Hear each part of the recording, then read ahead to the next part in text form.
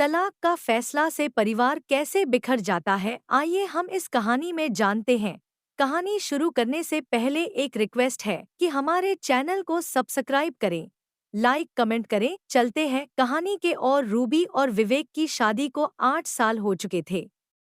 उनके 2 बच्चे थे, एक बेटा और एक बेटी। बाहर से देखने पर उनका परिवार सुखी और संपन्न दिखता था, लेकिन अंदर ही अंदर रिश्ते में खटास बढ़ती जा रही थी।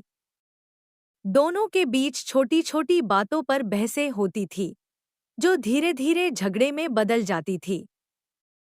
रूबी एक होशियार और आत्मनिर्भर महिला थी, जो घर और काम दोनों को अच्छी तरह से संभाल रही थी।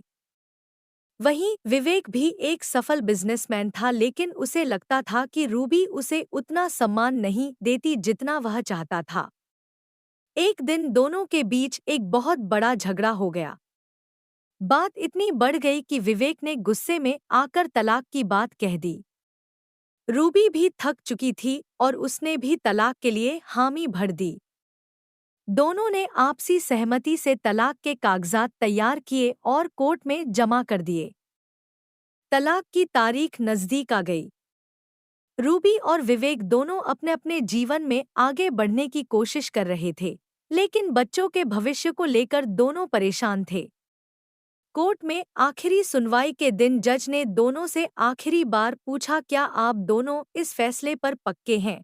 विवेक ने हामी भरी, लेकिन रूबी ने चुप्पी साध ली। जज ने दोबारा पूछा तो रूबी ने धीमी आवाज में कहा, मैंने सोचा था कि तलाक से शायद हमें राहत मिलेगी, लेकिन अब लगता है कि हम दोनों ने अपने अहंकार में आकर बच्चों का भविष्य दांव पर लगा दिया है। विवेक भी थोड़ा भावुक हो गया। उसने कहा, शायद हम अपने रिश्ते को ठीक करने की बजाय उसे खत्म करने की जल्दी में थे। जज ने दोनों को समय दिया और कहा कि वे इस बारे में एक बार फिर सोच लें। रूबी और विवेक कोर्ट के बाहर आकर बैठे और दोनों ने अपने अपने अहंकार को एक तरफ रखते हुए अपने बच्चों और अपने रिश्ते के बारे में सोचा। आखिरकार दोनों ने फैसला किया कि वे अपने रिश्ते को एक और मौका देंगे।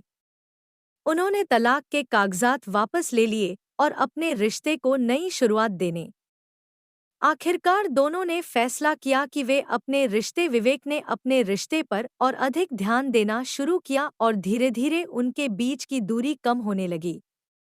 उन्होंने सीखा कि कोई भी रिश्ता परफेक्ट नहीं होता, लेकिन आपसी समझ और धैर्य से उसे संभाला जा सकता है।